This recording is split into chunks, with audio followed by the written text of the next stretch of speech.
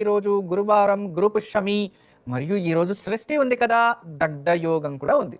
చాలామంది గురు పుష్యమి అంటే చాలా విశేషంగా చూస్తూ ఉంటారు. కానీ దగ్ధ యోగం కలిసి వస్తే ఆ అమృత సిద్ధి యోగం కూడా పని చెయ్యదు అని. ఎందుకు అంటే మంత్రబలానికి చాలా శక్తి ఉంటుంది, నిత్య ఆరాధనకు చాలా శక్తి ఉంటుంది, అన్నిటికీ మంచిదే. కానీ నిర్ణయించబడే ముహూర్తాలకి శుభం కాదు దగ్ధయోగము అని అర్థం. అలా ఈరోజు ఏదైనా పూర్వంగా నిర్ణయించిన ముహూర్తాలకి ఈరోజు అంత శుభం ఉండదు. దానివల్ల కాస్త జాగ్రత్త వహించాలి. అయితే ఈరోజు మీకు అందరికీ కూడా ఈ దగ్ధయోగము, అమృత సిద్ధి యోగం, గురు పుష్యమి యోగంలో విశేషంగా మనము గురువునే ఆరాధించాలి. ఎందుకంటే గురువు చాలా విశేషమైన శక్తియుతమైన వారు. మన జీవితంలో దేవతలు ఏదైనా కోపగించుకుంటే, దేవతలకి ఏదైనా ద్రోహం చేసినా కూడా దేవతలు క్షమించేస్తారంట. కానీ గురు కోపానికి, గురు శాపానికి క్షమాపణ ప్రాయశ్చిత్తం ఉండదు అని. అందుకే దేవతలందరూ కూడా మన నుంచి దూరమైన గురువు మన దగ్గర ఉంటే అందరూ మన దగ్గరకు వస్తారు. కానీ దేవతలు ఎంత మన దగ్గర ఉన్నా గురు శాపానికి దేవతలు ఎటువంటి సహాయం కూడా చేయలేకపోతారంట. అంటే గురువుకి అంత శక్తి ఉంటుంది అని అర్థం. అందుకే బృహస్పతిని దైవగురు అన్నారు. దైవగురు బృహస్పతి అయితే శుక్రాచార్యులు దైత్య గురువు, అంటే రాక్షసుల గురువు శుక్రాచార్యులు, దైవగురు బృహస్పతి. ఈరోజు మనమందరూ కూడా ఓం శ్రీ గురువే నమః అనే నామాన్ని జపిద్దాం. శ్రీ గురు అంటే దైవగురు బృహస్పతి అని అర్థం. అలా మనమందరూ కూడా ఓం శ్రీ గురువే నమః అనే నామాన్ని జపించి ఆ బృహస్పతి గురు అనుగ్రహం పొందుదాం. ఓం శ్రీ గురువే నమః. ఓం శ్రీ గురువే నమః. ఓం శ్రీ గురువే నమః. ఓం శ్రీ గురువే నమః. ఓం శ్రీ గురువే నమః. ఓం శ్రీ గురువే నమః. ఈరోజు ఈ నామాన్ని జపించి గురు ఫలాన్ని పొందండి. గురువు అనగా ధనకారకుడు బృహస్పతి గురువు, కనకకారకుడు బంగారానికి అధిపతి కూడా గురువే. అంతేకాదు సంతానానికి అధిపతి కూడా గురువే, దైవానుగ్రహానికి అధిపతి కూడా గురువే. గురు అనుగ్రహం అంటే దైవానుగ్రహం. మనం ఏ దేవతని పూజించినా అనుగ్రహం ప్రాప్తిస్తుంది. గురు అనుగ్రహం ఉంటే ఆర్థికంగా అభివృద్ధి అవుతాం. గురు అనుగ్రహం ఉంటే మన జీవితంలో మంగళ కార్యాలు జరుగుతాయి. గురు అనుగ్రహం ఉంటేనే సత్సంతానం ప్రాప్తిస్తుంది. వీటన్నిటికీ కూడా గురు అనుగ్రహం కావాలి. ఈరోజు ఈ నామాన్ని జపించి గురు అనుగ్రహాన్ని పొందండి. దగ్ధయోగం కదా, కర్మాన్ని దహించి గురు అనుగ్రహం పొందవచ్చు. అటువంటి దివ్యమైన రోజు ఈరోజు. ఇక ఈరోజు మంచి మాట. మన జీవితంలో చాలామంది చాలా విధాలుగా బాధపడుతూ ఉంటారు. నా జీవితం ఎందుకు ఇలా అయిపోయింది, నా జీవితం నిరాశ చెందింది, నా జీవితంలో నేను ఏది పొందలేకపోయాను, నేను ఎందుకు అభివృద్ధి అవ్వట్లేదు అని ఎక్కువ బాధపడుతూ ఉంటారు. దాని అర్థం ఏంటంటే మీరు ఎంత బాధపడతారో అంత కర్మని మీరే ఆహ్వానించుకున్నట్టు. ఎప్పుడు కూడా మా ఇల్లు దరిద్రం, ఈ ఇంటికి వచ్చిన తర్వాత అశుభం, ఇటువంటి మాటలు ఎక్కువ మాట్లాడకూడదు. గుర్తుంచుకోండి, అశుభ మాటలని ఎప్పుడైతే మీరు ఉపయోగిస్తారో మీకు అశుభ ప్రతిఫలాలే లభిస్తాయి. పెద్దవారు చెప్పింటారు కదా, పైన తథాస్తు దేవతలు ఉంటారు, వాళ్ళు అస్తు అస్తు అంటూ ఉంటారు. అప్పుడప్పుడు మనం ఏదైనా అనుకుంటే అవే జరిగిపోతాయని. దయచేసి ఎప్పుడు కూడా అపశకున మాటలు మనము మాట్లాడరాదు. ఏదైతే మీరు ఎక్కువ ధ్యాస చేస్తూ ఉంటారో అది మీరంతకు మీరే కారకులై అది జరిగిపోతుంది. ఎప్పుడు చెడు ఆలోచించద్దు, అయినంత వరకు మంచిగానే ఆలోచించాలి. త్వరలోనే ఈ కష్టాల నుంచి బయటపడతాను, లేదో నేను ఎదిరించి బయటకు వస్తాను, నా ఆర్థికంగా నేను అభివృద్ధి చెందుతాను, నేను ఇంకా లాభవంతుడిని అవుతాను, నేను ఇంకా కష్టపడి మంచి స్థాయికి ఎదుగుతాను. ఇటువంటి పాజిటివ్ థాట్స్తో మీరుంటే ఖచ్చితంగా పాజిటివ్ జరుగుతుంది. ఎప్పుడైతే మీరు నెగిటివ్గా ఆలోచిస్తారో నెగిటివిటీనే జరుగుతూ ఉంటుంది అని అర్థం. దాని నుంచి పాజిటివ్ థాట్స్తో, మంచి ఉద్దేశంతో, నేను చేయగలను, నా వల్ల అవుతుంది అనే ఒక సంకల్పంతో మీరు ఏది ప్రయత్నించినా అది జరుగుతుంది. దీని అన్నిటికీ ఒక చిన్న మాట చెప్తా వినండి. ఒక వృక్షం ఉంటుంది, ఆ వృక్షంలో ఎంతవరకు ఫలాలు వదులుతూ ఉంటాయి మీకు అంతా తెలుసు. వృక్షంలో ఫలాలు వదులుతూ ఉంటాయి. ఒక వృక్షం ఉంటుంది, ఆ వృక్షం చాలా పెద్దగా అవుతుంది, దానికి కాయ కూడా ఉంటుంది. ఆ కాయ ఇలా పగిలిన తర్వాత ఆ విత్తనాలు ఇలా ఆకాశంలో ఎగురుకొని వెళ్ళిపోతూ ఉంటాయి. అటువంటి వృక్షం. ఆ వృక్షంలో ఒకరోజు ఒక మహర్షి కూర్చొని ధ్యానం చేస్తూ ఎందుకో ఆకాశానికి ఇలా చూస్తే ఆ వృక్షంలో సూర్యుని కిరణాల సమేతంగా ఆ పండు కనబడుతుంది. ఆ పండు కనబడంగానే ఆ పండుకి ఇతని తేజస్సు నుంచి వెళ్ళే ఒక కంటి చూపు దృష్టి దానిపైన పడడం వల్ల వాటికి జీవకళ అనేది వచ్చేస్తుంది. జీవకళ, ఆలోచించే శక్తి, జీవకళ వచ్చేస్తుంది. ఆ కాయలు గింజలంతా ఉంటాయి కదా, దానికి జీవకళ వచ్చిన తర్వాత నేను ఈ వృక్షంలో పెరుగుతూ ఉన్నాను, నేను ఇప్పుడు ఆ వృక్షం అనేది మాతృ సమానం, అమ్మ మనకి, నేను ఇప్పుడు అమ్మ ఒడిలో ఉన్నట్టు అవి భావిస్తూ ఉంటాయి. ఒకరోజు అది పగిలిపోతే ఆ విత్తనం ఒకటి వచ్చి చెట్టు కింద పడింది. అప్పుడు అది అనుకోండి, నేను అమ్మ చెట్టు దగ్గరే పడ్డాను, వేర్లపైనే ఉన్నాను, నేను ప్రశాంతంగా ఉన్నాను. ఇంకా కొన్ని గింజలు పడ్డాయి, అవన్నీ అలాగే ఉన్నాయి. ఒకటి అక్కడే ఉండింది, జోరుగా గాలి వచ్చి అలా ఆకాశంలోకి ఎగిరింది. అలా వెళ్తూ అదే నేను దూరం అయిపోయా అనుకుని దూరంగా ఒక రాజభవనం, ఆ రాజవీధిలో పడుతుంది. ఆ విత్తనం పడంగానే అందరూ దాన్ని తొక్కొని వెళ్తూ ఉంటారు. అది బాధపడుతూ ఉంటుంది, అరే నేను మట్టి పైన పడలేదు, ఎక్కడా పడలేదు, నేను ఈ రాళ్ల పైన పడిపోయానే అని చెప్పి ఇలా అలా అలా అందరూ తొక్కుకెళ్తూ ఉంటే అది బాధపడుతూ ఉంటుంది. అలా పడుతూ ఉంటే అప్పుడే ఒక వర్షం వస్తుంది. ఆ వర్షానికి వర్షమన్నా వచ్చింది అని అలా ఆ విత్తనం అలా చేరుకుని 2 రాళ్ళ మధ్యలో అది చేరుకుంది. అరే నేను ఏంటి ఇలా అయిపోయింది నా జీవితం అని బాధపడుతూ ఉంటే ఆ జనాలు వెళ్తూ నడుస్తూ ఆ పాద ధూళి ఉంటుంది కదా, మట్టి, అది నింపుకొని అలాగే అక్కడే తడి తీసుకొని వర్షానికి అలా చెట్టై మొలకై వచ్చింది. అప్పుడు ఎంతో తృప్తి చెందిందంటది. నేను ఇటువంటి చోటు కూడా నేను బయటకు వచ్చాను, రాగలను, అరే ఎంత అద్భుతం, నా జీవితం ఎంత బాగుంది, చుట్టూ ఇలాంటి బోనాలు ఉన్నా కూడా ఇరుకలో ఒక 2 రాళ్ల మధ్యలో ఇరుకలో నేను బయటకు వచ్చేసానే, నేను ఇలా ప్రకాశమానంగా ఉన్నానే అని చెప్పి అలాగే చెట్టు అలాగే పెరిగిందంట. రోజు నేను ఎన్ని దినాలు ఉన్నా హ్యాపీగా ఉన్నాను, సంతోషంగా ఉన్నాను అనుకొని అదంతకదే తృప్తి చెందుతూ ఉండేదంట. అంటే దీని అర్థం ఒకటే, జీవితంలో మనం ఎక్కడున్నాము, ఎన్ని కష్టాల్లో ఉన్నాము, ఎటువంటి పరిస్థితుల్లో ఉన్నాము, ఏ జాగాలో ఉన్నాము అనేది కాదు, ఎక్కడ ఉన్నా తృప్తిగా జీవించడం, ఇష్టపడుతూ బతకడం, స్వార్థం లేకుండా నిస్వార్థంగా జీవించడం. నేను ఒక్కరోజు ఉన్నానా, నేను మంచిగా బతికానా చాలు, అంటే నేను ఏ పరిస్థితుల్లో ఉన్నా తృప్తిగా జీవించడం అలవాటు పడితే ప్రతి ఒక్కరూ ఆరోగ్యంగా సంతోషంగా ఉంటారు అని అర్థం.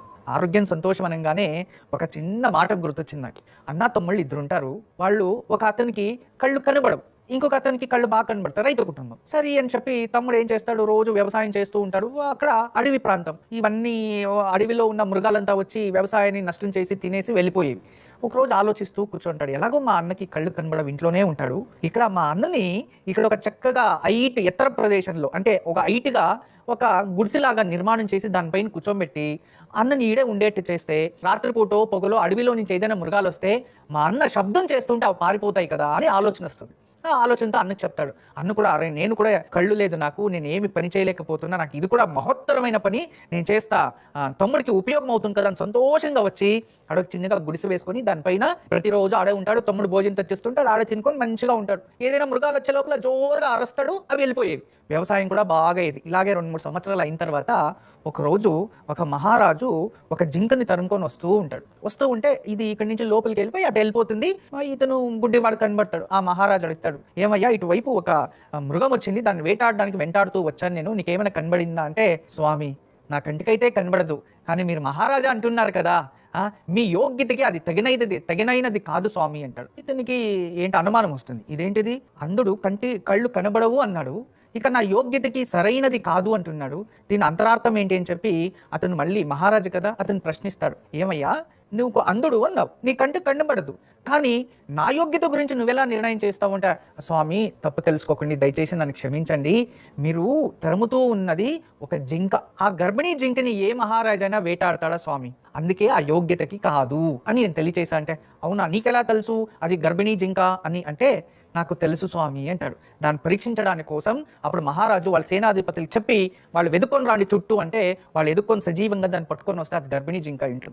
అప్పుడు మరింత ఆశ్చర్యం పెరుగుతుంది. తర్వాత అతని దగ్గరికి వెళ్తాడు, నీకు ఇది ఎలా తెలిసింది అంటే, ఏం లేదు స్వామి, ఏ ఒక మృగమైనా కూడా అది పంటలో దాటి వెళ్ళాలి అంటే ఆ వేగానికి అది అన్నిటిని విరుపుకొని వెళ్ళిపోతూ ఉంటుంది, కానీ ఇక్కడ వెళ్ళిన వేగం చూస్తే అది జింక అని నాకు అర్థమైంది, కానీ మేము వేసిన వలకి టచ్ కాకుండా, అంటే అక్కడ తడిక కట్టింటారు, దాన్ని ముట్టుకోకుండా ఎగురుకొని వెళ్ళింది అంటే అది గర్భిణి అయితే మాత్రమే ఎగురుకొని వెళ్తుంది, దానికి ఏదైనా శరీరానికి తగిలితే లోపలున్న పాపకి దెబ్బ తగులుతుంది అని అది ఎగురుకొని వెళ్ళింది అని తెలియచేస్తాడు. ఒక సైకలాజికల్గా తెలియచేస్తాడు. ఇంత తెలివంతుడా నీకు అని చెప్పి, సరే అలాగే అని చెప్పి మహారాజు ఇంటికి వెళ్ళిపోతాడు. వెళ్ళిపోయిన తర్వాత ఆలోచిస్తూ ఉంటాడు. ఆలోచిస్తూ పరీక్షించాలయ్యా, ఏదో ఒక విధానంగా పరీక్షించాలి నేను అని చెప్పి అతన్ని తీసుకొని రండి అంటాడు. తీసుకొని రండి అంటే ఒకరోజు ఆ సేనాధిపతులు వాళ్ళంతా వస్తారు. రాజు పిలుస్తున్నారు మిమ్మల్ని అనగానే ఇతనికి భయం స్టార్ట్ అవుతుంది. నేను ఏదో ఇబ్బందిలో పడేట్టున్నాను, కానీ ఏదో ఒక విధానంగా నేను ఎదిరించాలి అని చెప్పి వెళ్తాడు. వెళ్తే అతను ఒక ప్రశ్న అడుగుతాడు. ఏమయ్యా, నీకు ఒక ప్రశ్న వేస్తా, నువ్వు కరెక్ట్ అయిన సమాధానం చెప్పాలి అంటాడు. స్వామి, మీరు ఏం ప్రశ్న అయినా వేయండి, నాకు తెలిసింటే సమాధానం చెప్తా, కానీ దాని బదులుగా నేను చెప్పినట్టు మీరు వినాలి, నాకే అవకాశం ఇవ్వాలి. అలాగైతే నేను ఒప్పుకుంటుంది ఏంటంటే సరే సరే అంటారు. సరే, ఇప్పుడు నీకు చూటిగా అడుగుతున్నాను, మా మహారాణి పతివ్రతన కాదా, నువ్వు తెలియచేయి అంటాడు. స్వామి, నన్ను క్షమించండి, నేను ఇలా అడుగుతున్నాను, తప్పు తెలుసుకోకండి, మేమిద్దరు ఒంటరిగా ఒక 10 నిమిషాలు మాట్లాడుకోవడానికి అవకాశం చేయండి అంటాడు. అప్పుడు ఇలాగ అందడు కదా, ముందుగానే వచనం ఇచ్చానా, సరే అంటాడు. సరే అని చెప్పేసి వీళ్ళిద్దరిని తీసుకెళ్లి ఒక గదిలో ఏదో మాట్లాడాలంట అని వదులుతాడు. వదిలినప్పుడు అందడు అంటాడు, అమ్మా మహారాణి, నేను మిమ్మల్ని స్పర్శించచ్చా అంటాడు. అలా అనగానే ఆమె కోపం వచ్చి ఆడున్న దొండలు అవి ఇవి తీసుకొని కొట్టి తన్ని బయటికి పంపించేస్తుంది. అతను చావా బతుకాన్ని పారిపోయి వచ్చి మహారాజు ముందు కూర్చొని, మహారాజా, ఆమె పతివ్రత కాదా అంటాడు. అలా అనగానే ఇతను కత్తి తీసుకొని ఆమె దగ్గరికి వెళ్తాడు. వెళ్ళేసి గొంతు పైన కత్తి పెట్టి, నువ్వు సత్యం పలికితే నేను వదిలేస్తా, అబద్ధం చెప్తే నేను చంపేస్తా, ఇది కులదైవ పైన ఆన చేసి చెప్పాలి, నీవు పతివ్రతన కాదా అంటే, కాదు మహారాజా, నన్ను ఇప్పుడే ఖండించండి అనేస్తాడు. అలా అనగానే అతను ఆ కత్తిని అక్కడ పడేసి ఇతని దగ్గరకు వచ్చి, నువ్వు ఎలా కరెక్ట్గా చెప్పావు చెప్పు అంటాడు. ఏం లేదు మహారాజా, ఒక యువరాణి నేను ఇలా మిమ్మల్ని స్పర్శించచ్చా అనే లోపు నన్ను కొట్టి తన్ని ఇంతంతా చేసి పంపించింది, నేను స్పర్శించకూడదు అంతే, కానీ ఆమె నన్ను స్పర్శించింది కదా, అంటే ఒక రాణి ఒక పురుషుణ్ణి స్పర్శిస్తే పతివ్రత కాదు అని అర్థం. అందువలన నేను తెలియచేశాను. అదే ఆమె పతివ్రత అయినంటే నన్ను స్పర్శించేది కాదు, ఆమె చెప్పేది మీకు కానీ లేదా ఆడున్న సైనికులు కానీ వెంటనే చెప్పేది, ఆమెకు అంత కోపం వచ్చేది కాదు. ఆ దృష్టితో నేను తెలియచేశాను మహారాజా అంటాడు. ఇతను ఇంకా ఆశ్చర్యపోతాడు. మళ్ళీ క్వశ్చన్లు ఉత్పత్తి అవుతాయి.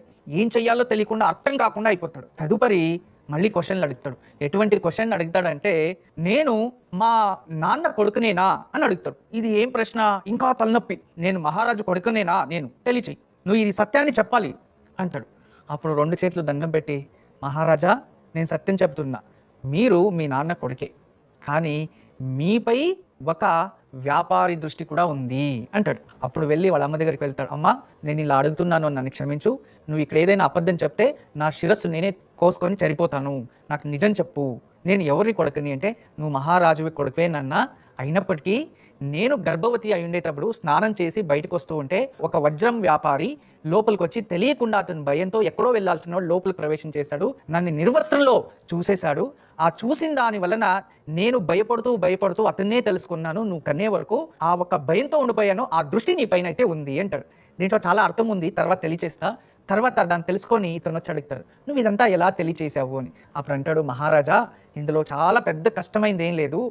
ఎవరైనా మహారాజు ఎవరిలో అయినా ఒక మంచి తెలివి ఉంటే వాళ్ళని బాగా గౌరవించి చక్కగా వాళ్ళని మరింత పరీక్షించి వాళ్ళని తోడు పెట్టుకోవడానికి ఇవన్నీ ఆలోచిస్తారు. మీరు అలాగే ఆలోచించారు, కానీ మీరు సంతోషం పడంగానే రాజు ఏం చేస్తారంటే ఏదైనా ఆభరణాలు, డబ్బు, నగలు, నాణ్యాలు ఇస్తారు. మీరు నాకు ఇప్పటివరకు ఇవ్వలే అంటే మీలో పిసినార్తనం ఉంది. పిసినారు ఎవడు? వ్యాపారస్తుడే కదా మహారాజా, అందుకే తెలియచేసా అంటాడు. అతను నమస్కారం చేసి, అతను నువ్వు మహా తెలివి వ్యక్తి, నువ్వు ఇక్కడే ఉండు అని చెప్పి అతని రాజ్యంలో పెట్టుకుంటారు. ఇందులో ఒకటే తెలుసుకోవాలి, ఒక గర్భిణీ స్త్రీగా ఉండేటప్పుడు తను ఎక్కువ ఏ దాని గురించి ఆలోచిస్తుందో ఆ ప్రభావం పిల్లల పైన పడుతుంది. అందుకే సంతోషంగా ఉండాలి, మంచి పుస్తకాలు చదవాలి, భగవంతుని ధ్యానం చేయాలి, మంచి మార్గాన్ని ఎన్నుకోవాలి, మంచి మాటల్ని వినాలి, ఏ దాని గురించి చెడు గురించి ఆలోచించకూడదు, చెడు గురించి చూడకూడదు, చెడు మాటలు మాట్లాడకూడదు. అన్ని విధాలుగా మానసికంగా సంతోషంగా ఉండడానికి మంచి ధర్మపు కార్యాలు ఆచరించాలి అని అర్థం దీంట్లో ఉండేది. దాని నుంచి గుర్తుంచుకోండి దయచేసి. ఒకటే, గర్భిణీ వ్యవస్థలో ఉన్నప్పుడు మీరు ఎంత మంచి ఆలోచనలతో, ఎంత సద్బుద్ధి, ఎంత ధర్మ మార్గాన్ని ఎన్నుకుంటారో మీ సంతానం కూడా సత్సంతానంగా మారి వాళ్ళ జీవితంలో ధర్మ కార్యాలు అవన్నీ ఎన్నుకుంటారు. ఎప్పుడైతే ఏదైనా చెడునో ఇంకోటి ఏదైనా జరిగి అదే ధ్యాసతో మీరు పిల్లలు కనే వరకు ఉంటే ఆ ప్రభావం వాళ్ళ గర్భంలో ఉన్న సంతానం పైన ప్రభావం చూపించి వాళ్ళు జన్మించిన తర్వాత ఏదో ఒక రోజు వాళ్ళ జీవితంలో ఆ ప్రభావం చూపిస్తుంది అని అర్థం. అందువల్ల గర్భిణీ స్త్రీలంతా కూడా మీ దగ్గర ఒకే ప్రార్థన, మన భారతదేశానికి సత్సంతానం కావాలి, భవిష్యత్తు భారతం చాలా అద్భుతంగా అవ్వాలి అంటే సత్సంతానం ప్రతి ఒక్కరికి ఉండాలి. ఆ సత్సంతానం కోసం గర్భిణీ వ్యవస్థలో ఉండేటప్పుడు సంతోషంగా, ఆనందంగా, ఇష్టపడుతూ చక్కగా ఉండే దాంట్లో జీవిస్తూ ఎటువంటి చెడు ఆలోచనలు లేకుండా, అధర్మం దగ్గరికి రాకుండా, అయినంత వరకు ఎవరు ఏమనుకున్నా పట్టించుకోకుండా ధర్మంగా నడుచుకోవాలని మనస్ఫూర్తిగా ప్రార్థిస్తున్నాను. ఈ రోజు ప్రకృతి వరంలో శ్రీగంధపు చెట్లు మనకు తెలుసు, 2 ఎర్రచందనం, ఒకటి శ్రీచందనం. అంటే శ్రీచందనం ఉంటుంది, ఎర్రచందనం ఉంటుంది. శ్రీచందనం అంటే మహాలక్ష్మి స్వరూపం, లక్ష్మీ చెట్టు ఆ వృక్షం. ఎర్రచందనం అంటే దుర్గాదేవి స్వరూపం, అందుకే ఇది దుర్గా స్వరూపం ఎర్రగా ఉంటుంది. శ్రీచందనం శ్వేతంగా ఉంటుంది, అది తిలకంగా సువాసనతో ఉంటుంది. అలా శ్రీచందనపు చెట్లు మన ఇంటి చుట్టుపక్కల ఎక్కడ ఉన్నా మహాలక్ష్మి ఉంది అని అర్థం. అలా శ్రీచందపు వృక్షాన్ని మన ఇంటి వాయుమూలల్లో పెట్టి ప్రతిరోజు దాన్ని వీక్షిస్తూ ఉంటే మనకి మంచి ఆలోచనలు, మంచి థాట్స్ ఉంటాయి. శ్రీచందనం చెట్టు కింద ధ్యానం చేస్తే కూడా లక్ష్మీ అనుగ్రహం ప్రాప్తిస్తుందంట. అలా మన ఇంటికి వాయుమూలల్లో శ్రీచందపు వృక్షం ఉంటే ఆ ఇంటికి జ్యేష్ఠాదేవి అనేది ప్రవేశం చేయదు. అందువలన మంచిగా గవర్నమెంట్ ఇచ్చే శ్రీచందపు వృక్షాన్ని ఇంటికి వాయుమూలల్లో చక్కగా పెంచండి, అది మీ ఇంటికి శుభం చేస్తుంది. రేపు శుక్రవారం, పైగా సప్తమి, ఆశ్లేష నక్షత్రం చాలా విశేషమైన నక్షత్రం.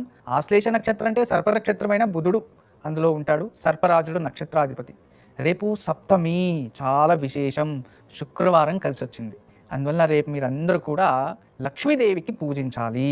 మన ఇంట్లో లక్ష్మీదేవి విగ్రహం కానీ ఫోటో కానీ ఉంటే రేపు ఉదయాన్నే స్నానం చేసుకొని చక్కగా తామర వత్తులు లేదా జిల్లేడు వత్తులు, వీటితో మట్టి ప్రమిదలో లేదా మన ఇంట్లో నిత్యము దీపాలు ఏం వెలిగిస్తామో అందులో ఈ వత్తులు వేసి విప్ప నూనె కానీ నెయ్యి కానీ పోసి పూజించి ముందుగా అమ్మవారికి పుష్పార్చన లేదో కుంకుమార్చన ఇలాంటిది అర్చన చేయాలి. అది అయిన తర్వాత భక్తితో కనకదార స్తోత్రం చదువుకోవాలి. ఇలా కనకదార స్తోత్రం చదువుకొని తర్వాత ఒక కంచంలో నీళ్లు పోసి అందులోకి కాస్త పసుపు చున్నము వేస్తే ఎర్ర నీళ్ళు అవుతాయి. తర్వాత అందులో ఒక తమలపాకు పెట్టి కర్పూరం వెలిగించి ఆ నీటితో చక్కగా ఆరతి తీసి సింహద్వారానికి ఆరతి తీసి ఆ నీరుని తులసి చెట్టు మొదల్లో తులసి చెట్టు పక్కన పోసేయాలి. ఆ కర్పూరం అక్కడ వదిలేయాలి. ఇలా చేసి తదుపరి లక్ష్మీదేవికి చక్కగా ఇంట్లో మీ సంకల్పం ప్రకారంగా, అంటే మీరు మా ఇంట్లో అభివృద్ధి చెందాలి, ఆర్థికంగా మేము అభివృద్ధి చెందాలి, మేము చేసే వృత్తిలో అభివృద్ధి చెందాలి అని మనస్ఫూర్తిగా కోరుకోండి. మరియు విశేషంగా రేపు సప్తమి రోజు శుక్రవారం రోజు లక్ష్మీదేవికి భార్యాభర్తల సఖ్యత కోసం కూడా పూజించవచ్చు. అలా లక్ష్మీనారాయణని పక్క పక్కన పెట్టి పూజిస్తే భార్యాభర్తల్లో కూడా సఖ్యత పెరుగుతుంది. అద్భుతమైన పూజా విధానం, కుటుంబ కళ్యాణం కోసం అందరూ ఆచరించండి. గురుజీకి ఈరోజు ఆయుక్షేమాలు ఏం తెలియజేయబోతున్నారు? ఈరోజు దివ్యమైన ఆయుక్షేమం. చాలా మంది సౌందర్య వర్ధక రహస్యాల్ని వెతుకుతూ ఉంటారు, ముఖంలో సౌందర్యాన్ని అభివృద్ధి చేసుకునేది. చాలా మంది దేవతా పూజ చేస్తూ ఉంటారు, నిత్యము దేవతా ఆరాధన చేస్తూ ఉంటారు. అయినప్పటికీ వాళ్ళ ముఖంలో ప్రేత కళ అనేది ఉంటుంది. ఎందుకు అలా ఉంటుంది అంటే ఎన్వైరన్మెంట్ మరియు ఏదో తెలియని ఒక గాలి, మట్టి, ఈ కాల్షియం వాటర్ని ఎక్కువ వాడడం వల్ల, ఇలా డిఫరెంట్ క్లైమేట్ ఇన్ఫెక్షన్ వల్ల ఇలా ముఖం డ్రై అయిపోవడం ఇలాంటివి కనబడుతూ ఉంటాయి. కొందరు చాలా వరకు పసుపు రాసుకుంటూ ఉంటారు ముఖానికి. దైవ కళ అభివృద్ధి చెందుతుంది, గురువు అనుగ్రహం ఉంటుందంట. పసుపు రాసుకొని స్నానం చేయడం చాలా విశేషం. అయితే కళ్ళల్లో తేజస్సు పెరగడానికి, కళ్ళల్లో కాంతి పెరగడానికి అద్భుతమైన ఒక చూర్ణం, అది రోజ్ పెటల్స్ చూర్ణం, గులాబీ రెక్కల చూర్ణం. గులాబీ రెక్కల్ని గుల్కండ్ అని చేసుకొని తినేవారు, మీకు తెలుసో తెలీదు. అయితే ఈ గులాబీ రెక్కల చూర్ణాన్ని రోజు 1 టీ స్పూన్ పొద్దున్నే, రాత్రి రోజుకి 2 సార్లు నీళ్ళల్లో కలుపుకొని సేవిస్తూ ఉంటే ముఖంలో తేజస్సు, కళ్ళల్లో కాంతి పెరుగుతుందంట. అంటే డల్గా డ్రౌజీగా ఉంటుంది కదా ఎప్పుడు. చాలామంది అంటారు నీ కళ్ళల్లో కాంతి తగ్గిపోయింది, తేజస్సు లేదు కళ్ళల్లో అంటూ ఉంటారు కదా. అవి వెళ్ళిపోయి కళ్ళు ఎప్పుడు షార్ప్గా ఉంటాయి. అలా అద్భుతంగా చాలా మంచిది ఈ చూర్ణం. మరియు ముఖంలో కూడా తేజస్సు అభివృద్ధి అవుతుంది, స్కిన్ కాస్త ఫేస్లో ఫేర్ అవుతుంది. మరియు ఇదే చూర్ణాన్ని పెరుగులో కలిపి కాస్త నిమ్మరసం వేసి, ఒక టీ స్పూన్ వేసి, కాస్త టమాటో రసం, ఈ 3 వేసి ఈ రసాన్ని బాగా అంటే పేస్ట్ చేసి బాగా గంజిలాగా చేసుకొని ముఖానికి బాగా రాసుకొని మసాజ్ చేసి డ్రై అయ్యే వరకు వదిలేసి 20 మినిట్స్ అయిన తర్వాత ఫేస్ వాష్ చేస్తూ ఉంటే ఫేస్ పైన ఎటువంటి ట్యాన్ ఉన్నా వెళ్ళిపోతుంది. అంటే సూర్యుడు కిరణాలు మన ముఖంపై పడి ట్యాన్ ఎక్కువైపోయి నల్లగా ఉంటే ఇలా రోజు చేసిన 3 రోజులకు ఒక రోజు లేదా వారానికి 1 రోజు చేస్తూ ఉంటే స్కిన్ ఫేర్ అవుతుంది, అంటే ట్యాన్ రిమూవ్ అవుతుంది. మరియు చర్మంలో కూడా కాంతి అభివృద్ధి అవుతుంది. గురుజీకి ఈరోజు ఆలయ దర్శనంలో ఏ ఆలయం గురించి తెలియజేయబోతున్నారు? మనకందరికీ కూడా కార్తీక మాసం, మార్గశిర మాసం వస్తూ ఉంటేనే ఇక దీక్ష మాసం అనే పేరే ఉంటుంది. కార్తీక మాసం అవ్వంగానే ఇక అయ్యప్ప స్వాముల దీక్ష, శివ దీక్ష, హనుమాన్ దీక్ష, ఇలా విధానంగా ఆ ప్రాంతాన్ని బట్టి దీక్షని స్వీకరిస్తూ ఉంటారు. ఎక్కువ శాతం అయ్యప్ప స్వామి దీక్ష ప్రారంభం అవుతూ ఉంటుంది. అయ్యప్ప స్వామి దీక్షలో ఉన్నవారు ఆ దీక్ష వస్త్రం ధరించిన వెంటనే వాళ్ళు చాలా నియమాల్ని పాటించాలి అని ఉంటుంది. అవును కదా, ఎందుకంటే శ్రీ ధర్మ శాస్త్రావే అంటుంది. ఎంతో మంది దీక్షని చూస్తారు, అయ్యప్ప స్వామి దేవాలయం వెళ్తారు, దర్శనం చేసుకొస్తారు. కానీ ఇంట్లో ఉన్నవారు స్త్రీలు కూడా చూడాలి కదా అయ్యప్ప స్వామి ఎలా ఉంటాడు ఏంటి అని. అలా ఈరోజు మనం ఇంట్లోనే కూర్చొని ఒక అయ్యప్ప స్వామి దేవాలయాన్ని దర్శనం చేసుకుందాం. అయ్యప్ప స్వామిని చూసి మనము కూడా తరిద్దాం. ఈరోజు దివ్యమైన వాస్తు పరిష్కారం. పూర్వంలో ఒక కుటుంబంలో వాళ్ళు చాలా అన్యోన్యమైన కుటుంబం, చాలా బాగుంటారు. ఇద్దరు పిల్లలు, అమ్మ నాన్న అందరూ బాగుంటారు. కష్టపడి ఇల్లు కట్టుకున్నారు, గృహప్రవేశం చేశారు, అంతా బాగానే ఉంది, సంతోషంగా ఉన్నారు. కానీ ఆ ఇంట్లో వచ్చిన తర్వాత ఒకరికి ఒక రూమ్ సపరేట్గా కట్టారు. వాళ్ళు ప్రైవేసీ ఉన్ని బాగుంది, పిల్లలు కూడా పెద్దోళ్ళు అయ్యారు, మంచి ఆలోచన. కానీ ఆ ఇంట్లోకి వెళ్ళిన తర్వాత నిదానంగా రోజుకి ఒకరిలో బ్రేక్ అవ్వడం. అంటే దానికి ముందు చక్కగా రాత్రి ఇంటికి వచ్చి అందరూ కూర్చొని భోజనం తినేవారు, కాసేపు నవ్వుతూ మాట్లాడేవారు, అంతా బాగుండేది. అయితే వాళ్ళకి తెలియకుండానే ఇంటి నుంచి బయటకు వెళ్తే అందరూ సంతోషంగా ఉండేవారంట. ఎక్కడైనా వెళ్తారు కదా కార్లోనో ఎక్కడైనా, చాలా సంతోషంగా హ్యాపీగా ఉండేవారంట. ఇంట్లో వస్తే ఎవరు ముఖాలు ఒకరినొకరు చూస్తే కోపం వచ్చేది, ఒకరినొకరిని చూస్తే ఇక వాళ్ళలోనే ద్వేషం పెరిగేది. ఇలా జరుగుతూ ఉంటే చాలా మంది వాస్తు సలహాదారులు వీళ్ళందరినీ పిలుస్తారు. వాళ్ళకి ఎక్కడ ఏమీ పాయింట్అవుట్ కాలేదు, దొరకలేదు, ఏం చేయాలో అర్థం అవ్వట్లేదు. తెలిసి తదుపరి ఒక శ్రీవాస్తు యంత్రాన్ని ఆ ఇంట్లో తగిలిస్తారు. తగిలించడం కానీ నిదానంగా వాళ్ళల్లో మార్పు వచ్చి మళ్ళీ పూర్వ వైభోగం, అంటే పూర్వంలో ఎలా ఉండేవాళ్ళు అలా అయ్యారు. కానీ దానికి కారణం ఏంటి అని దీర్ఘంగా వెతికితే దాని కారణం పూజ గది ఏదైతే ఉంటుందో ఎగ్జాక్ట్లీ పూజ గది ఆపోజిట్ లో హ్యాండ్ వాష్ ఉండడం, అంటే చేతులు కడగడం. రెండోది పూజ గది ఆపోజిట్ లో పైకి వెళ్ళడానికి మెట్లు, స్టెరెస్, ఇంటి లోపల డూప్లెక్స్ హౌస్ మంచిగా కట్టుకున్నారు. నేను వాళ్ళు ప్రశ్నించినప్పుడు అడుగుతుంటే ఇండిపెండెంట్ హౌస్ కట్టుకున్నారు, ఒక్కొక్క రూమ్ ఇచ్చారు, వాళ్ళ రూమ్లో వండుకొని మొబైల్ టీవీ అని చూసుకొని అలవాటు పడ్డారంటే మా పిల్లలు అలాంటి వాళ్ళు కాదు స్వామి అన్నారు. ఎంతో నమ్మకం, ఎంతో గొప్పగా చెప్పారు. కానీ తర్వాత ఆ ప్లాన్ అన్ని చూస్తే నిజమే అనిపించింది. అందుకే ఇళ్లలో ఇటువంటివి ఏదైనా ఉన్నప్పుడు ఖచ్చితంగా శ్రీవాస్తు యంత్రం పెట్టండి. దానివల్ల కుటుంబంలో సఖ్యత, కొంచెం ప్రేమ, అనురాగం పెరుగుతుంది. మరియు దేవుడి గది ఎగ్జాక్ట్లీ ఆపోజిట్ హ్యాండ్ వాష్ ఉండకూడదు, ఇది మంచిది కాదు. ఈరోజు దివ్యమైన యోగక్షేమం, ఈరోజు చాలా విశేషమైన యోగక్షేమం. ఈరోజు సాయంత్రం మనమందరూ కూడా ఒక స్వస్తిక్ ఆకారాన్ని వేసుకోవాలి. పసుపు రంగు పుష్పాలతో స్వస్తిక్ ఆకారాన్ని వేసి 5 దీపాలు, ప్రతి స్వస్తిక్ కోణానికి ఒక్కొక్క దీపం పెట్టి మధ్యలో ఒక దీపం వెలిగించాలి. ఆ మధ్యలో ఉన్న ప్రమిద ఆకాశం వైపు, అంటే పువ్వొత్తి అంటాం కదా, గుండొత్తి, ఆ పువ్వొత్తితో వెలిగించాలి మధ్యలో ఉన్న దీపం. ఇక అన్ని కూడా ఏ ఒక రేకు ఎటువైపు చూస్తుందో అటువైపే దీపాలు వెలగాలి. ఈ వీటిని పంచభూతాలు అంటాం. పంచతత్వానికి అది శక్తి అని అర్థం. అలా వెలిగించి చక్కగా ఆ స్వస్తిక్ ముందు కూర్చొని దీప దుర్గా స్తోత్రాన్ని పారాయణ చేసుకోండి, లేదు అంటే దీప మంత్రాన్ని పారాయణ చేసుకోండి. చక్కగా చదువుకొని మీ మనసులో ఏదైతే కోరికలు ఉన్నాయో అవన్నీ తెలుసుకొని, మీకు ఏదైనా చెడు ఆలోచనలు, డిప్రెషన్ను, ఏదో దేవుడు పూజించేటప్పుడు చెడు ఆలోచనలు ఎలాంటివి ఏదైనా వస్తే, నేను పూజించే సమయంలో లేదో నాకు చెడు ఆలోచనలు, చెడు కళలు వస్తుంటే వాటి నుంచి నేను ముక్తి చెందాలి దీపమాత అంటూ పుష్పాలు తీసుకొని, నీళ్లు తీసుకొని ఆ చుట్టూ స్వస్తికి తర్పణలాగా ఇలా వదిలేయాలి. వదిలేసి తర్వాత శిరస్సు ఉంచి నమస్కారం చేసుకోండి. అలా చేసి ఆ దీపాలు కొండెక్కిన తర్వాత ఆ మరుసటి రోజు కొన్ని పూలను తీసుకొని నీళ్ళల్లో అద్దేసి ఆ పూలని బయటపడేసి ఆ నీళ్ళంతా ప్రోక్షించి తల మీద ప్రోక్షించేసుకోండి. ఇలా చేస్తే చెడు ఆలోచనలు, చెడు కళలు రావు.